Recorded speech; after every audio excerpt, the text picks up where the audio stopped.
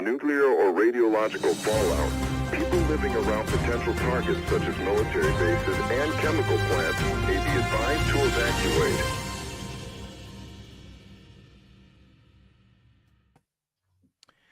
Welcome, Sublation media viewers. It's I, Douglas Lane, the host of the Sublation Magazine Show. And with me today is the late Ashley. No, not the late Ashley Frawley. Oh, God, that's terrifying. I am late, but I'm not late. Well, Ashley, I mean, you have an announcement to make, so go ahead. Somebody commented, if we die, it's your fault. Right. Okay, so hello, everyone. I'm so pleased to see you all here. I will be very sad to not see you all here every Tuesday because I'm moving over to Compact Magazine. I am going to begin as senior editor at Compact on the 3rd of December. So this will be my penultimate episode. And it's a little bit sad. And I'm hoping that I will be able to be unabashedly Marxist as I move forward. But I will also be I'll be hanging out in the comments and as a patron as well. So I'll still be annoying everyone. Yeah, so now to be clear, you're not stopping with Sublation. You'll still be a book editor with us, right? And you will be on the Reading the Left podcast, which is only Patreon. It's only a Patreon podcast, but you'll continue to do that. And you know, you're still a Sublation editor, you know, as a book editor as well. But the main thing that's changing is you're not going to be talking to me. You're going to be talking to this MF Geoff Shullenberger, who we both absolutely adore. And it's, you know, Compact has always been extremely supportive of everything that we've done.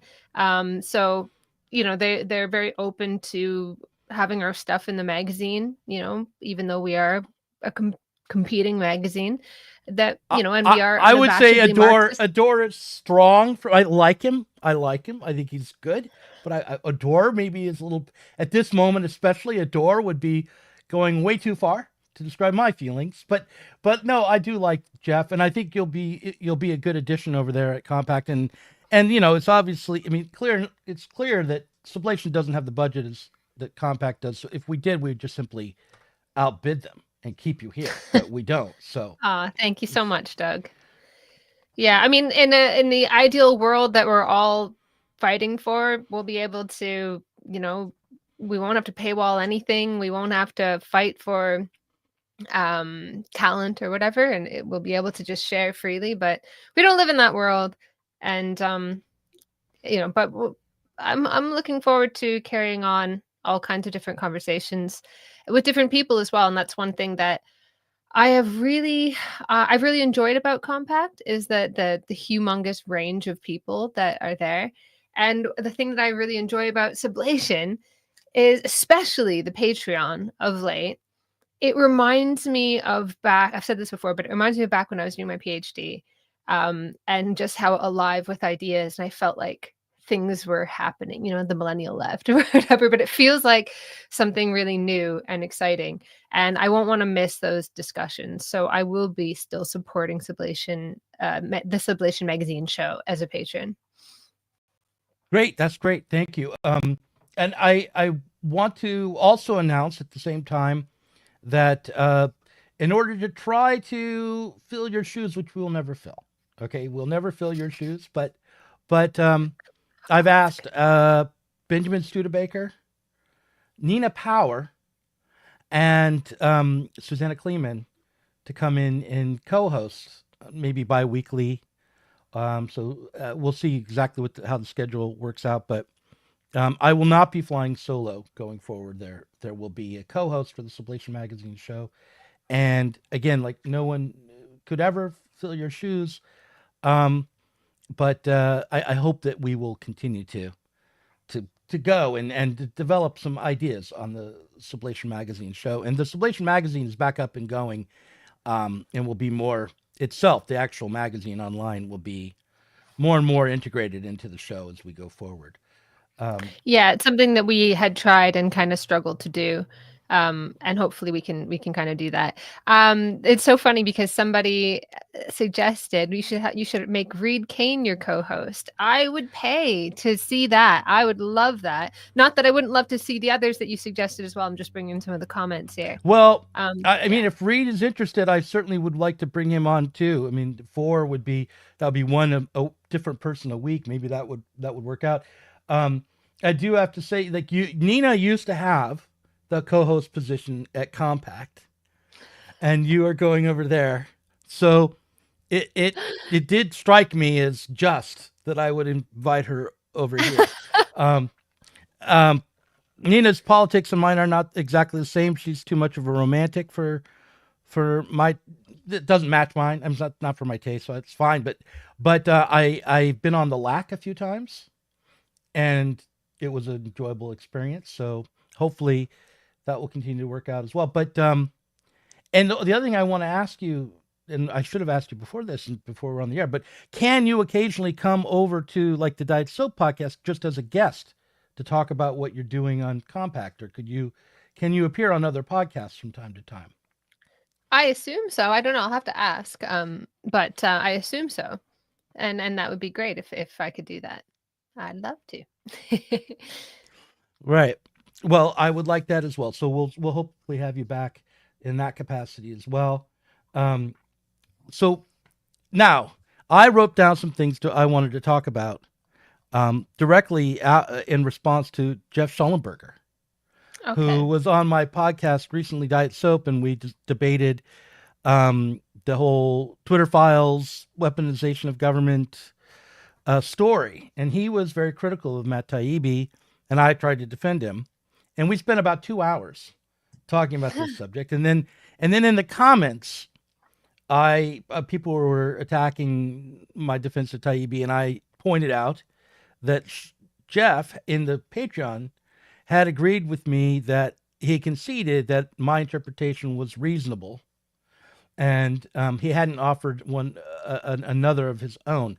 But then in the comments, when I pointed that out, he said, I didn't concede to your interpretation entirely. I just said it was reasonable, but nonetheless, I stand by my criticism of Taibbi as being irresponsible when he was testifying to Congress. So I wanted to respond to that comment here, and then I'll probably post this response as well to him in the YouTube comments.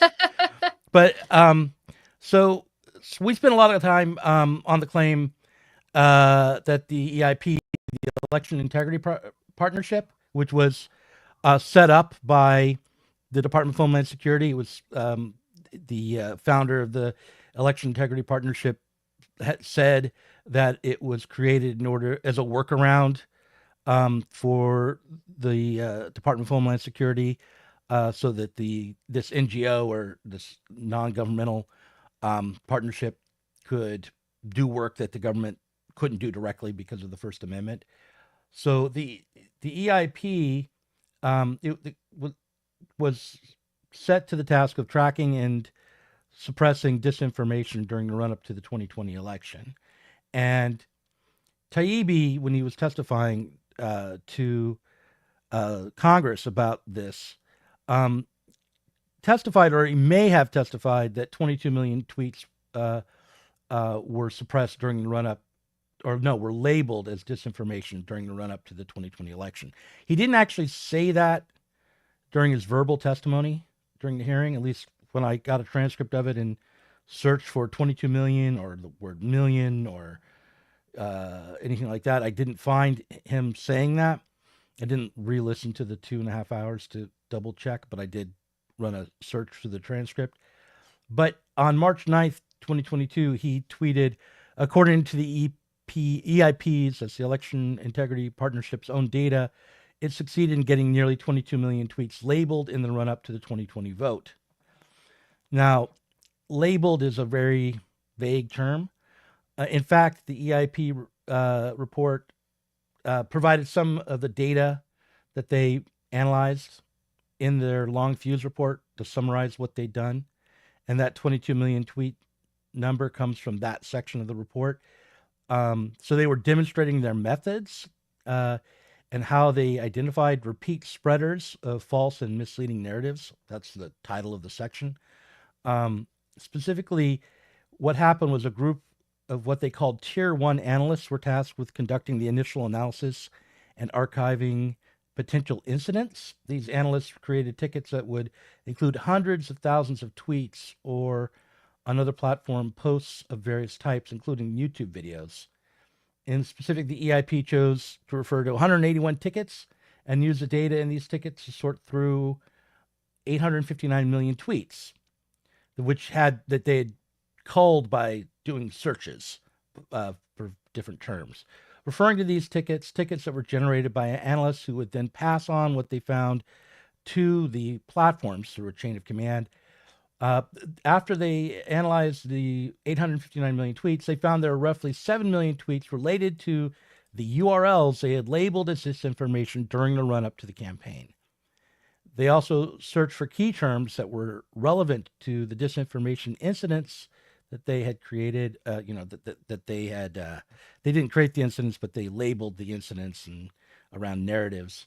So each incident would be connected to a narrative that they wanted to suppress. Anyway, they ran a key term search through the 859 million tweets and found an additional 15 million tweets which fit into the category of disinformation according to how they were tracking it. So those 15 million tweets may or may not have been reported to the platforms by the EIP. Perhaps they were part of another ticket. One of the ones that weren't in the 881 tickets that they were analyzing to demonstrate their methods. But we don't know that. What we do know is that 7 million tweets were labeled as disinformation during the run-up to the campaign. Or more precisely, that 7 million tweets were related to the URLs that they had labeled as disinformation during the run-up to the campaign. Given that the total number of tickets that they generated was 639, if this sample of 181 was representative, then the total tweets that were tracked as disinformation would amount to roughly 20 million tweets. So the 22 million and 20 million difference is marginal, but the 22 million tweets was lifted out of the report in a way that wasn't as nuanced as it should have been, probably. Now, after the hearing, Representative Stacey Plaskett and the former MSNBC host Maida Hassan both claimed that Taibbi had been lying to the Congress. The point of their claim that he was lying was to claim that there were no efforts to suppress disinformation made by the EIP, and at all, and that there was no collusion between the EIP and the Department of Homeland Security. Plaskett claimed that the EIP had found only 2,890 unique tweet URLs that were in violation of Twitter's stated policies, and she was quoting from the Stanford Internet Observatory's rebuttal of the Twitter files reporting. However, the long fuse claims that they found 4,784 unique URLs. So, in other words, the Stanford Internet Observatory rebutted Matt Taibbi's reporting and claimed that only 2,890 unique tweet URLs were in violation of Twitter's own policies, not the ones that they had generated as the EIP. And in reality, the long fuse claimed that there was more like 4,784. In fact, that was a precise number. The thing is that these URLs would be shared many, many times on Twitter, millions of times. The aim of the EIP was not to go after one tweet at a time, but to go after the spreader URLs and thereby cut off the snake at the head. And the other thing is that Plaskett accused Taibbi of perjury. Hassan accused Taibbi of misrepresenting the facts, saying there was no connection between the EIP and the Department of Homeland Security. Both of those claims are wildly wrong. And Taibbi certainly didn't commit an act of perjury. Even if he got the facts a little wrong, that was not an act of perjury. And Taibbi was right about the collusion between the Department of Homeland Security and these non-governmental organizations like the EIP. When I discussed this with Geoff, he agreed that it was reasonable to interpret the long fuse report as pointing to evidence that somewhere around 20 million tweets or more had been labeled for some form of censorship or suppression by the EIP. Not that it was absolutely clear, but that it was a reasonable speculation. Now he wants to claim that he still believes Taibbi was irresponsible. I would say that Taibbi was sifting through mountains of emails and messages, all of them pointing to a federal effort to control the flow of information on the social media, and that what was irresponsible was the failure of Hassan and Plaskett to look where Taibbi was pointing in good faith. Given his limited resources and the scope of the project, I think Taibbi did a good job. He's certainly not perjured himself, and it is the case that the IP was created to be a mechanism of control over the information online. And they did this for the Department of Homeland Security. All right, there. I got through my retribution. Since Geoff took you away from me, I'm going to give him a little bit of trouble here on this little stream. I'm sure that they'll be watching with interest as well. Okay, so I was commenting there. I bet you'll be very glad not to have to deal with the Greek internet anymore. That'll be one thing that you'll be with, in the first world and dealing exclusively with high-speed internet. Oh, the doors that will be opened. So can you sum that up in one line so that I can critique you with devastating accuracy? No, but I'll try. Geoff was saying that Taibbi's reporting was irresponsible because he got a detail a bit off, and I was saying, look, if you read deeply into this, it is roughly right that this number of tweets were suppressed, if not more. And I went through all the nuances of the long fuse report and also the testimony that Taibbi had given to the weaponization of government here during that hearing, and pointed out that Hassan had lied about his reporting, and that Plaskett was using an accusation of perjury and the threat of a perjury charge to try to intimidate Taibbi, and based on the same pedantic point about the 22 million tweets. So that's not one line, but okay. But I'm surprised that there was even disagreement between you. I mean, why do you have so much trouble when you defend Taibbi? What happened? Is it, or do you have maybe an ideological attachment to him going back to an earlier time that makes it difficult for you to accept critique? Just playing devil's advocate here. I want to point out something. That Charlie Babbitt, 1988, by the way, was a good year. I was 17. I was 3.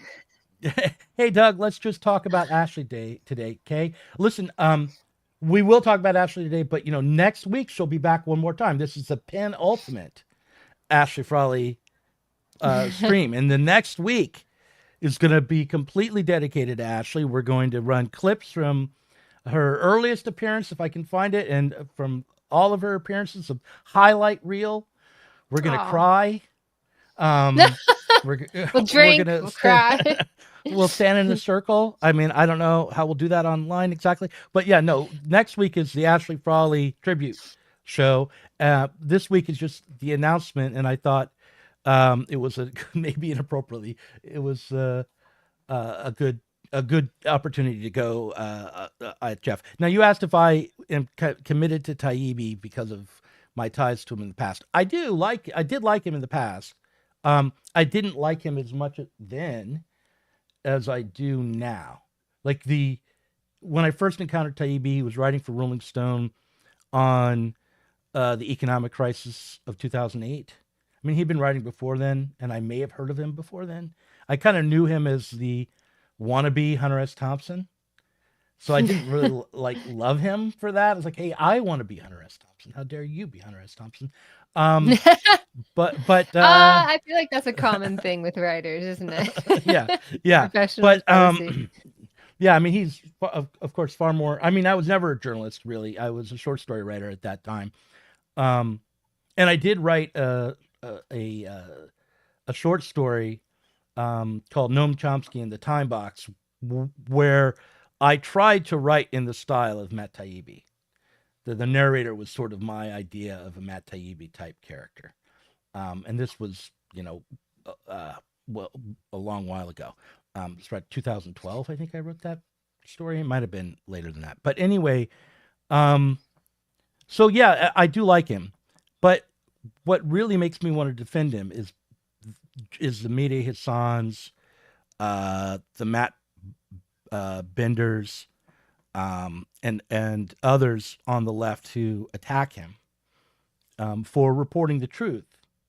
I mean, I think the reason people attacked him was because the truth about the amount of censorship coming out of the Biden administration and the Department of Homeland Security during his administration was a real blot and a stain on Biden, and did, I think, cost him politically.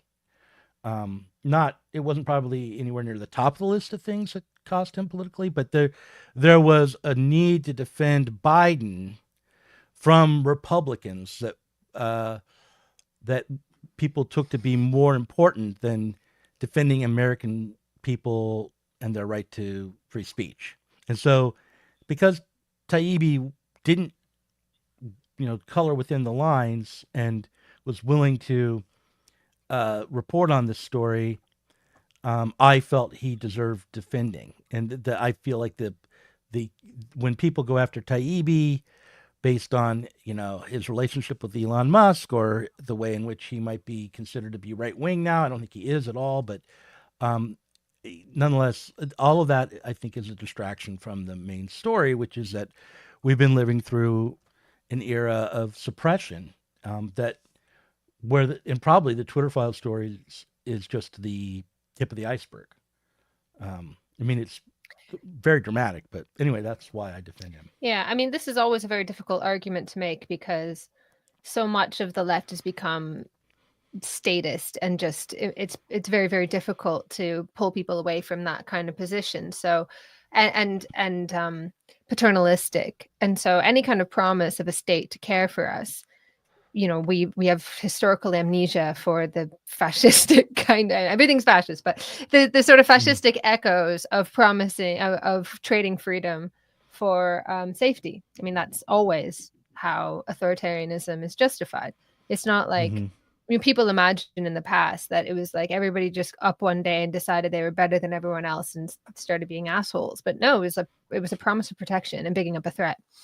And you can big up all kinds of threats, and we are aware of this. We constantly accuse the right of bigging up threats, making us fearful, and then trading freedoms. But we've done the same thing. We have to be very careful when we do the same thing. And I think this sort of like this statist outlook, this outlook of paternalism has meant that there's an enormous blind spot. And we've been trying to fight this battle for such a long time. And I don't know. I feel like we have made progress. I do. I think, yeah. But I want to defend Geoff for a second in response to that last comment that we've made progress, because if there's something to take from Geoff's criticism of Taibbi at this point, particularly after the election of Trump, after the promise that Trump made to do something about the censorship apparatus that was set up in the Department of Homeland Security's violation of people's First Amendment rights, it's that the critics of the Biden administration, like Taibbi and Walter Kern and Jacob Siegel and Michael Schellenberg, who Geoff particularly dislikes because of their similarity of their last name. But there's the worry that they've been captured by the other party, that they will not be as good at ferreting out the truth and criticizing and exposing federal or governmental violations of civil liberties under a Trump administration as they were under Biden.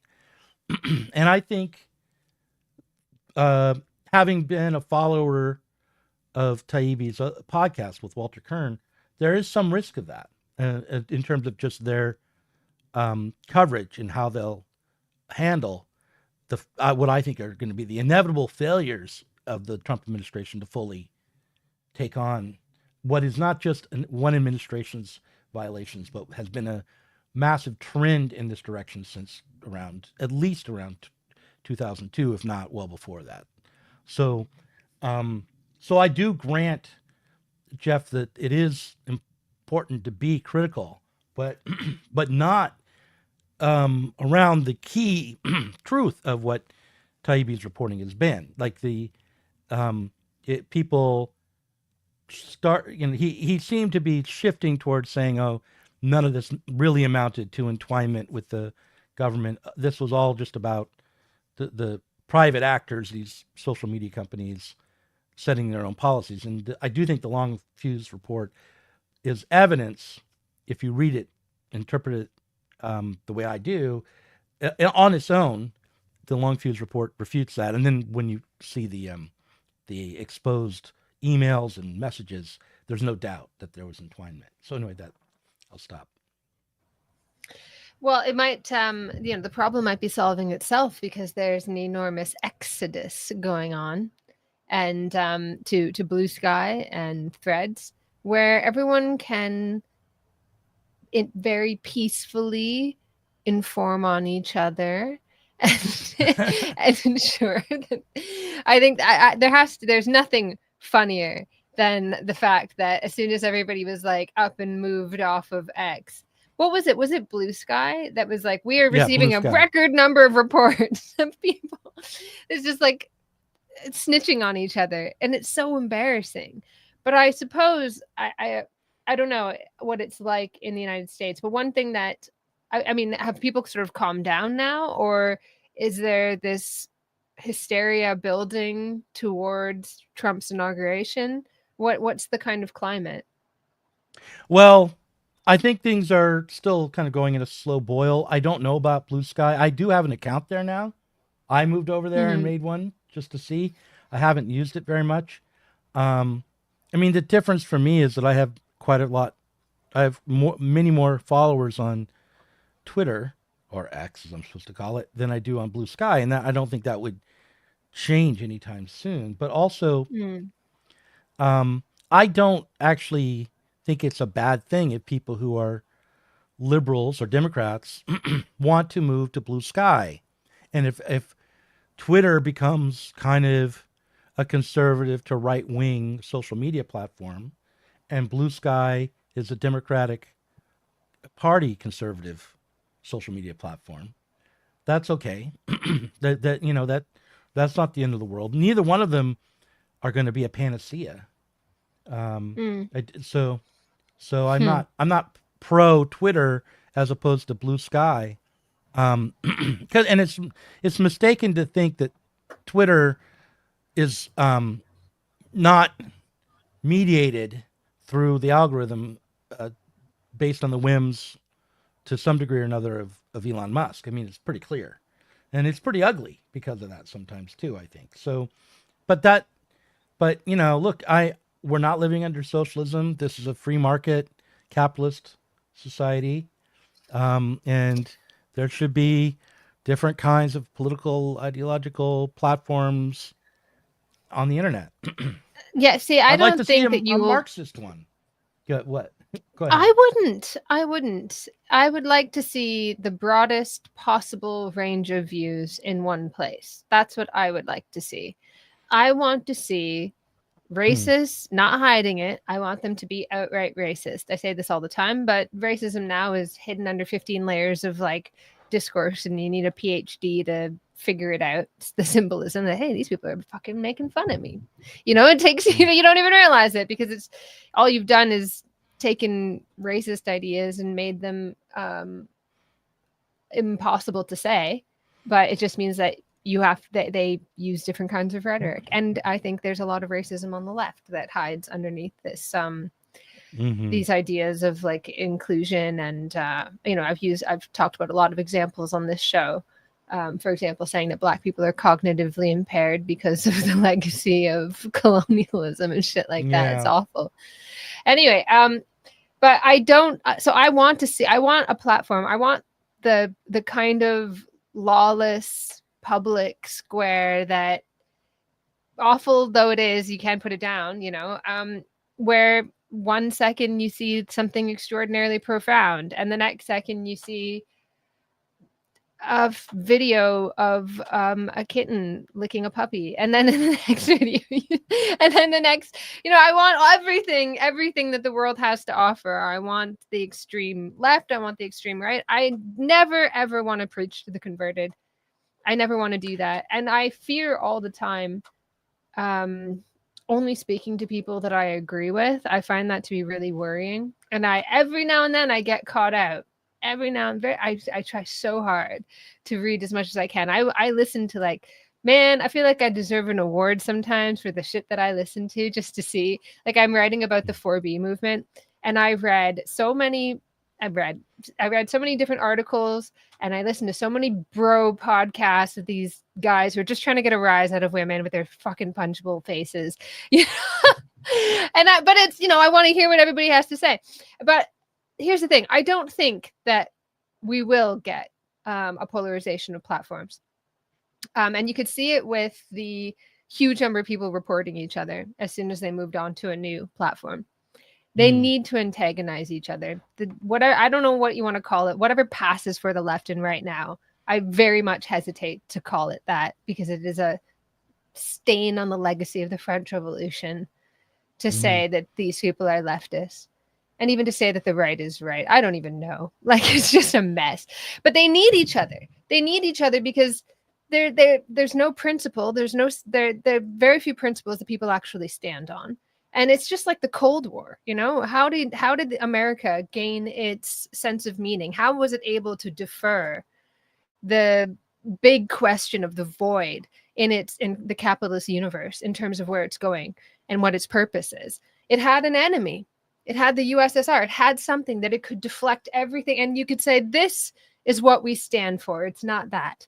And yes, they won the Cold War, but they lost the ideological war, because that vacuum was left behind that they could not fill. And they tried to fill it with all kinds of different enemies. It was, if you watch TV back in the early 2000s, mid 2010s, you started to see that the Muslim villain started to get replaced with Russians. And it was very strange, because Russian relations, and at least in the early 2010s, hadn't quite soured yet. But why? Well, you couldn't have they tried to have this Muslim villain, but the Muslim was your next door neighbor. This Middle Eastern person could be, the person who drove you to work, or your colleague, or whatever. You couldn't do that, right? And so they were like, who can we have that's an acceptable enemy? Wasn't it great? Wasn't it great when we had the Soviets? So then mysteriously, the villains in movies all started getting Russian accents again. You need that villain. So what the so-called left and right now, they need that villain. They need somebody against whom they can define, because they don't know what the hell they're for. They have no idea. They have no principles. They're not going anywhere. They know that they're the bad guys. And as long as they have a bad guy, they can stand up and be the good guys. That's why everybody was reporting each other on, I wish I could remember. Is it Blue Sky or is it Threads? Because I didn't go in the Exodus. Blue Sky. Blue Sky. It was Blue Sky. Yeah, I read about it on Spiked. It was a very funny article about it on Spiked. Zuckerberg and Blue Sky, I think, is the guy who ran Twitter before. Right, and Threads is like Instagram, isn't it? Something like that. I don't know. I'm too old for this, man. And also, you can't be switching up platforms. I can't be learning new things. I get new technology and it sits on a table, because I'm like, oh my god, I gotta do. I'll keep the same phone. I'd have a Nokia phone if I wasn't forced by technology to upgrade. Anyways, I want to get an implant. I want one of those Skylinks put directly into my brain. That's the end of us right there. Because I'm such a free speech warrior, and I'm so concerned about the controlling state. I want to chip. As long as it's Musk, I'm sure it'll be fine, guys. Yeah, if it's Musk, But what I wanted to say is, you could see that on Blue Sky with everybody reporting each other. Why? Because they needed an enemy. They don't know who they are unless they can say, I am better than that person. I'm better than you. I'm holier than thou. So I think that whatever happens, there will not be either you will see new polarizations and new forms of hatred within the left and right, if you have that, at least as far as social media goes, and it'll bleed out into the rest of the world, or these platforms will be limited in how much people use them. Well, we'll see. I mean, I did hear about what you're talking about on Blue Sky, but I also see that they're still getting more and more new members, and that I think the people on X, the number of people who are on X is shrinking a little bit right now. It certainly is odd to be the reaction to this after the election. I mean, rather than before. But 4B, can I ask you what about the 4B movement? Because is this just a reaction, or is it largely in the Anglophone world a reaction to the election of Trump, or what is the history of the 4B movement? Can you tell me a little bit about that? Well, I've literally just started thinking about this. I was asked to write about it yesterday. So I've and I still don't know what I think about it. But it seems to me that there's these like sex strikes come up every now and then. And to the extent that there's like cultural sharing with South Korea, obviously, with the feminist movement in the United States and Me Too and all of that sort of thing. And so there's a sort of like cross fertilization that's happening. Right. So you have the 4B movement, which is 4 no's. No, what is it? No sex, no dating, no children, no marriage. I don't know. Maybe it's like just with the popularity of South Korean culture, that's the form that it's now taking in the wake of Trump. But you've seen these kind of sex strikes happen. And actually, historically, there have been sex strikes of varying success. And it is quite fringe. But it's interesting because I am of two minds about it. On the one hand, I wonder if it is what I was saying, that we like to get a rise out of each other. Like it's like specifically designed to piss people off. So the whole thing about like your body, my choice, like the whole point of that is to piss people off. That's the only reason why people say it. Oh yeah, I mean, obviously, wasn't that guy? I don't even know who this guy is exactly, but somehow I know the name. Nick Fuentes, is that the name? Oh, is that the guy? Anyway, I don't know. I heard it on a bunch of dickwad podcasts, and it's only ugly women anyway. We're not going to fuck. Well, and this very funny response, like, well, that's going to be successful if you shave your head. We won't have sex with you then. And it's like, well, that's kind of the point, you fucking idiot. Like, you're no prize. Anyway, can I just say what I thought of immediately was some kind of a Howard Stern response to this, which would be, well, my life won't change. But anyway, if all the women go on sex strikes, but all right, fine. Okay. I'll have to get an alert when that changes because I won't notice. But the no, but what is in South Korea? What are they aiming to achieve with their strike? Is there a particular change in policy they're trying to get, or are they just mad at men, or what's going on? So it began with a murder of a young woman, a 23-year-old woman in a bathroom by a man, I can't remember how old he was, a man in his 30s, who complained that women didn't pay any attention to him. And he murdered this girl. And so there was this huge reaction to that.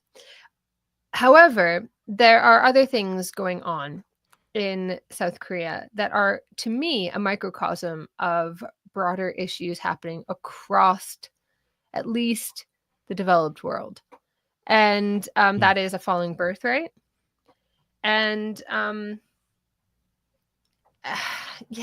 something is happening. Okay, so the government itself is trying to develop these kind of pronatal policies, and pronatal policies across the developing world just don't have any efficacy. And I kind of wonder, I'm just at the very beginning of thinking about this. So a lot of what I'm saying is, I kind of wonder if it is giving a kind of ideological narrative. It is making sense of through a kind of story of female empowerment, something that is happening much more deeply that is bad for humans generally. So there, it's obviously a bad thing for men and women to be quite so alienated from each other, and for class struggle to be conceived of as a gender struggle, Just like it's a bad thing, I think, for class struggle to be conceived of as race struggle. Even though I am really sympathetic to a lot of the things that the women are saying. And I'm also sympathetic to a lot of things people talk about in terms of racism. Obviously, I cut my teeth on anti-racism. But I do think you kind of have to sit back and ask, what is actually going on here? Because like patriarchy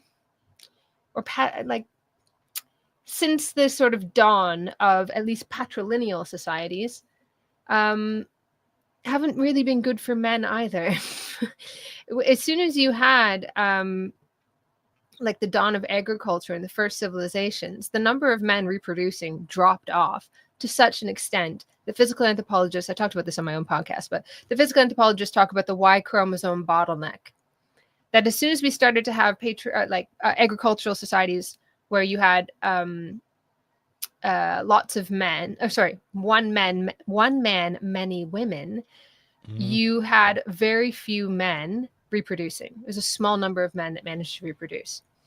And so it was such a stark thing that the Y chromosome was passed through men, that you have a bottleneck with the amount of men that were actually passing that on. It was just a tiny number all of a sudden. And these kinds of societies where, you had, why can't I think of the word? Oh God. Polygyny. Sorry. Well, you have polygyny. In 1 year, you can have, if you've got one man with 10 wives, in 9 months, you can have 10 babies. But obviously, one man, one wife, you have one baby in 10 years. And you have an agricultural society, you need a lot of people who are workers out in the fields. You need, if you have a bad crop, you need to have a military that's going to go out and plunder somewhere else. So a lot of the men, the danger of this kind of society is that you have a surplus of men. But that surplus of men was sent out to die. It wasn't there to reproduce. So it was bad for the vast majority of men. And I think it continues on this way. Although I think men are socialized in particular ways that are more helpful to them in our society, or had been more helpful to them in our society. And women are socialized in ways that were particularly bad for them in our society. I think there's there's a misunderstanding that men rule the world and women are the oppressed, in the same way that, there's this idea of like white supremacy explains everything. Like, obviously, these things are true to a certain extent, but they kind of leave out the nuance and the fact that we have a lot more solidarity when it comes to class struggle. So one thing that I'm wondering is if something is playing out, a class struggle is playing out along gender lines. It's being sort of recast as a gender struggle. Because, as I've talked about on my own podcast, I have a whole lecture on this, and I will write about this probably a little bit more and give another lecture on it. The new ideal subject of capitalism is feminine, not masculine. It is so the destruction of the subject was its feminization. And I don't mean, I've said this like 600 times on my podcast. I kept saying it. I don't mean actual women. This is bad. This is bad for everybody. Feminization is just like, it's female stereotypes of weakness and like body consciousness and heteronomy and second guessing yourself and like putting in the work and all this, not speaking up for your own well-being, for better pay, all that stuff. Those are feminine stereotypes that women are socialized into unevenly. Not everybody's like this, obviously. That had always been really criticized by feminists and argued to be quite bad for women. Now our society says, oh, actually, this is great. This is wonderful. Everybody should be like that. We should educate men. And this has been the response to the 4B movement that I've seen in the mainstream media, what we really need to do is we need to educate men. This is what we really need to do. We need to educate men to be more feminized. And so I think this kind of like post-liberal feminized subject is being mistaken for actual women. And I think actual women who are, some women stand to gain very much from this. Obviously if you're like a professional middle class woman, you are the ideal leader. You are the ideal leader of today. The ideal leader is someone who whose family is the office, not at home, who brings like care and emotion and all that stuff into the workplace. This is the ideal leader now. Is a feminized subject, not a masculine subject. And so women and men who are able to perform, I'm going to sound like Judith Butler now, but who are able to perform these kinds of gendered, or to enact these gendered performances, stand to gain. And it's interesting that it is a lot of working class women that think this is a pile of bullshit, and that these women who are like shaving their heads or whatever are pointing to and saying, you guys are traitors. But I don't want to make too much of this at the same time. Like, I asked my husband about it. My husband is so hilariously, painfully normie. And he was like, these people are nobody knows this. If you did not say this, I would not know it exists. These are very strange people who think this way. The 4B yeah, people, you mean? Yeah. And then I don't know. I just realized that I'm too online sometimes. So it's very difficult to say that this stands for some sort of big thing.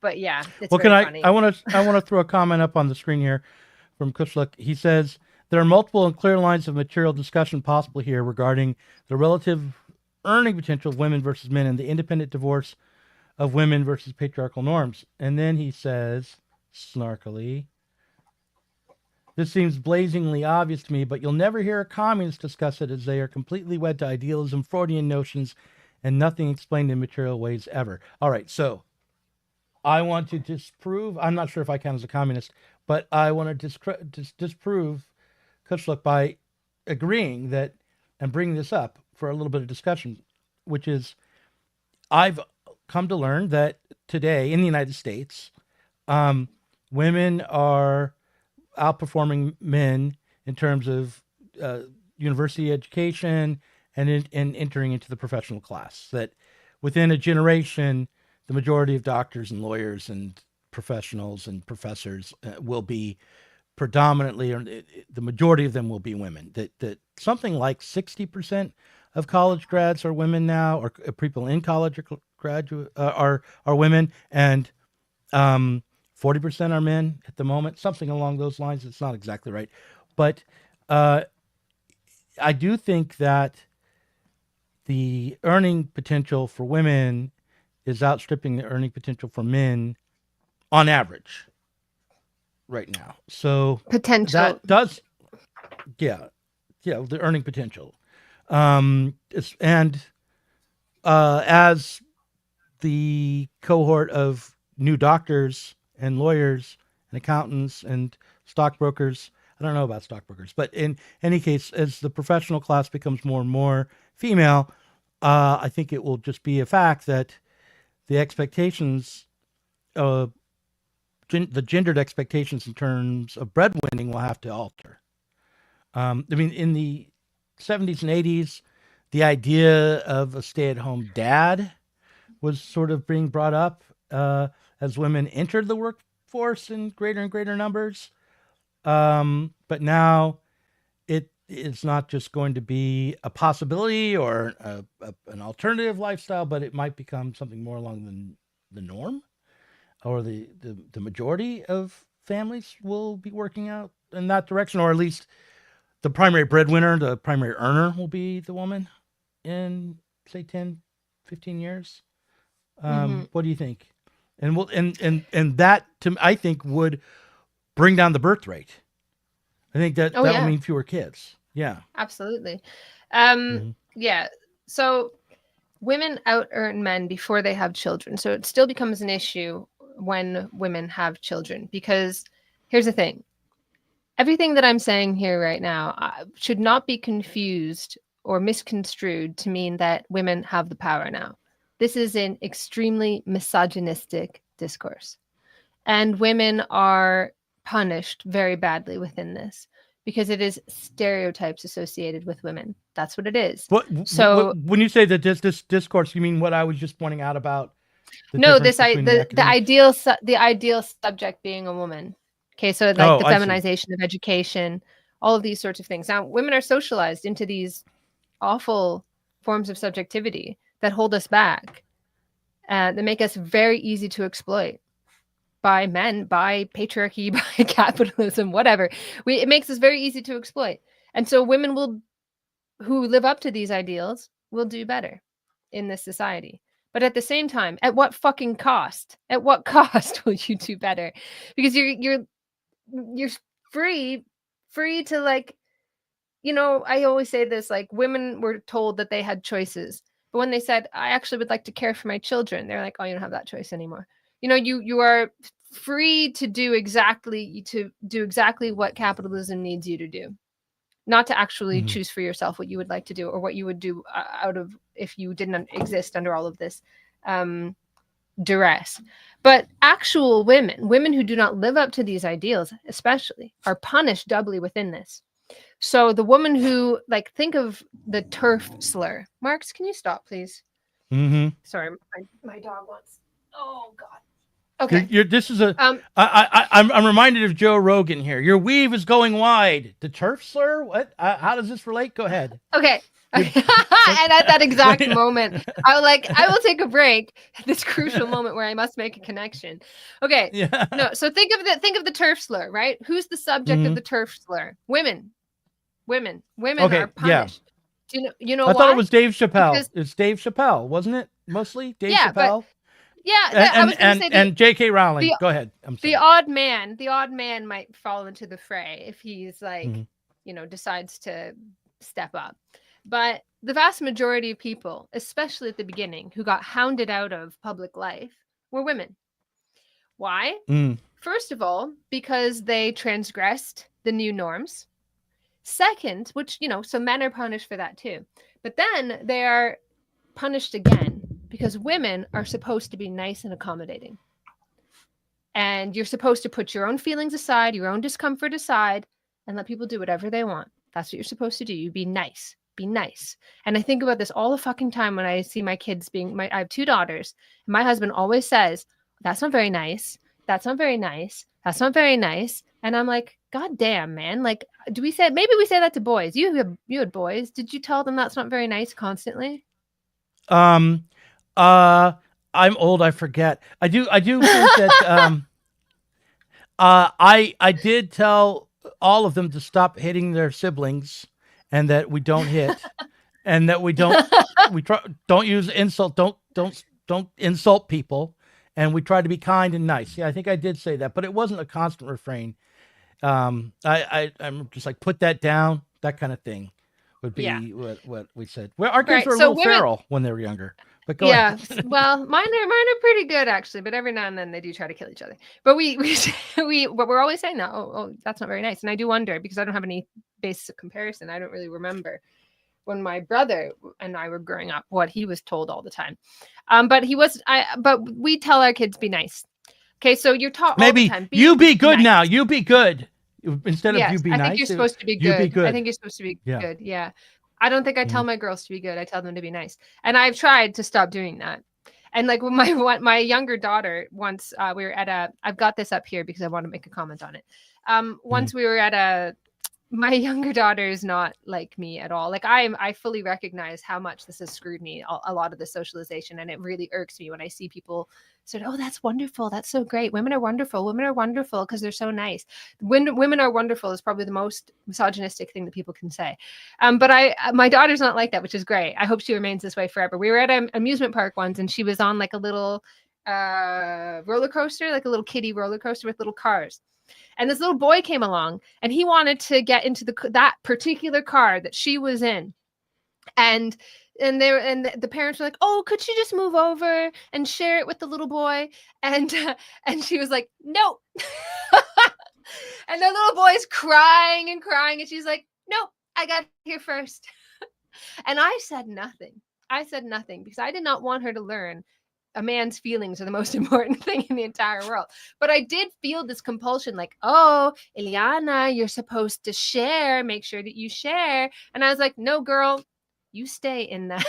You stay in. That's right. You were there first. You were there anyway. So see, I would have told my boy to share. I would have told my boy. I had to go against that socialization. No, I feel like so many. I'm not sure that we would have that we always tell men to be nice and accommodating like that. Like, it Well, I'm a amazes me sensitive how new age guy. You know, I'm in Portland. I'm sensitive. I've been feminized, and I would have told any of my kids to feminine. That's share. true. That's true. You're in Portland. Anywho, so somebody here says, yes, but it's women doing the punishing. Absolutely, and women are the guardians of morality. Women are often the absolute. They're the ones who clean the churches, the church pews. They're the ones who say, "I accuse you, Goody Proctor." They are often, you have like the morality police and horrible, what is it, Islamist zones and everything.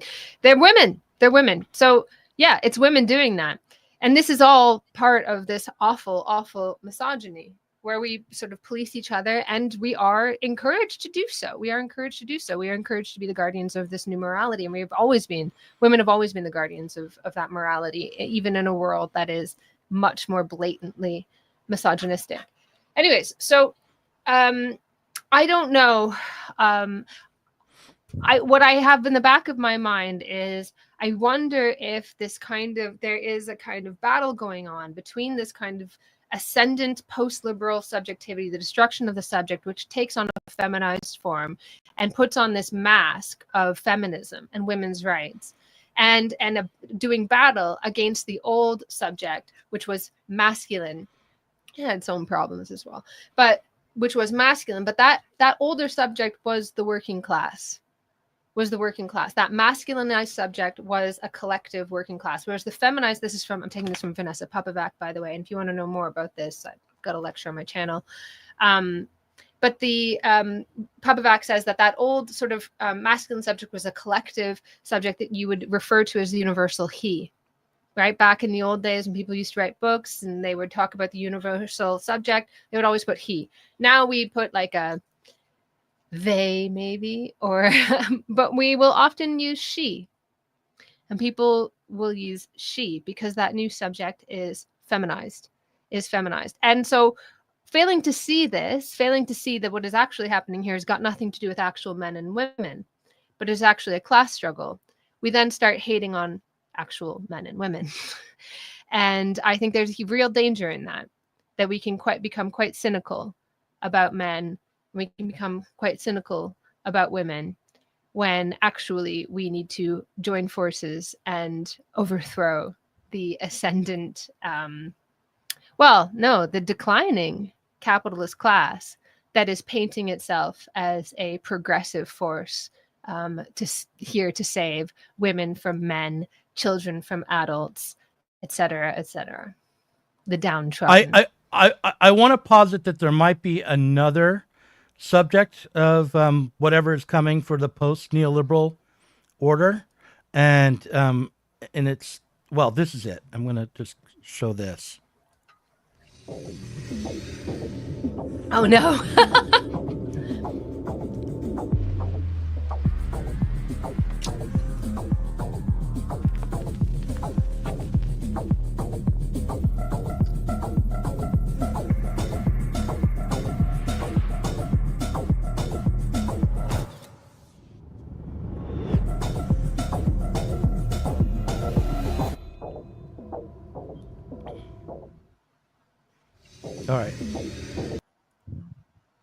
All right, what do you think? Yeah, I don't know what to not make. Not the woman, not the man, not the earthling at all, but the fashionable aliens with their monochromatic backgrounds and their I know, and I do wonder if it's like the elite that I don't know, feel themselves to be totally free in a way that nothing seems given to them, that they would just be totally fluid.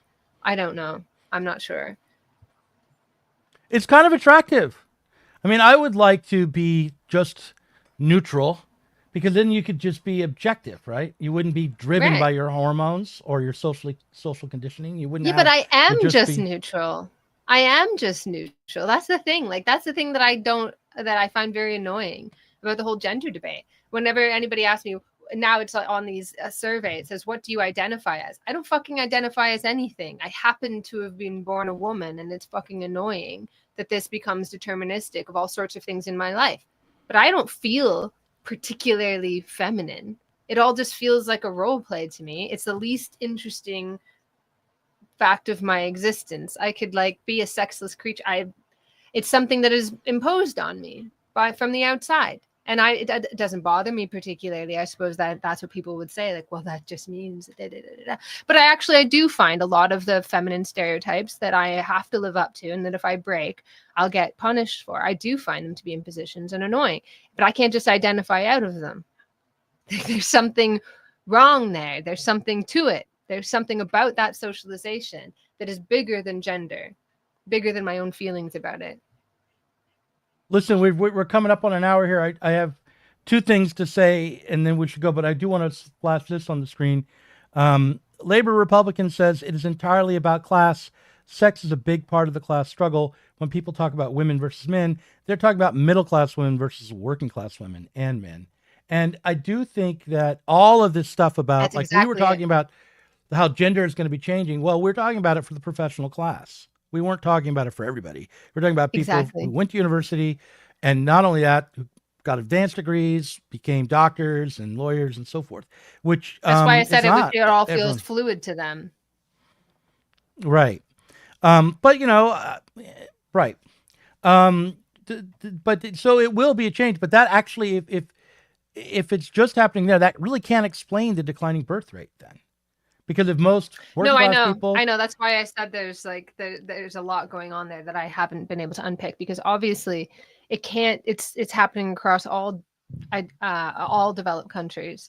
So there's something else happening. And I do feel like it's something like... It's because they put the chemicals in the water that turn the freaking frogs gay. That's why it's happening. All right. So I also, final comment, Sohrab Ahmari just announced 3 hours ago, editor of Compact, or now former editor of Compact. He's joining Unheard as a U.S. editor to helm their coverage of America as they head into the new administration. He will be leaving Compact. What? And so I'm so confused. So he hired you, right? Yeah. Yeah. Well, don't worry. We're always here for you, no matter what happens. I'm worried. And but congratulations to Sohrab Ahmari. I guess Unheard is very big, bigger than Compact apparently, and we'll be watching what he does there. But things are changing, even as they stay the same. Because you're gonna be still doing the editorial work with us on the books, we'll keep you around, Ashley. And I'll now in the parrot room, we'll be talking about the campaign for a Socialist Party. I've just gone through some, like a secret Google group to see what people are talking about around the campaign. I'll be bringing it up to people in our secret Patreon group. Soon enough, this conspiracy will be more public, the campaign for a Socialist Party. But if you want to join that conversation, go very excited about Patreon. It. Yeah. Next week, we gotta do something before I die. Next week, it's the tribute to Ashley. It's the Ashley tribute to highlight reel. We'll drink champagne and wish her the best at her new job, but also she will be back. I mean, not maybe on Sublation Magazine as a co-host, but she'll be around. And thanks everybody for watching. In the case of nuclear or radiological fallout, people living around potential targets